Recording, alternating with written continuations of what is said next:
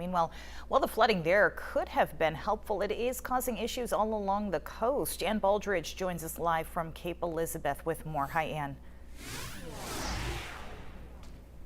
Hey Amanda, yeah, I'm here in Cape Elizabeth along Sawyer Road where behind me a car is submerged into the marsh. First responders are no longer here on scene. We aren't sure which side the driver was coming from, either Cape Elizabeth or Scarborough, but we spoke with some neighbors this morning who said this happened around 9 a.m. The wet team from the Cape Elizabeth Fire Department responded quickly to help pull the passenger out of the car safely.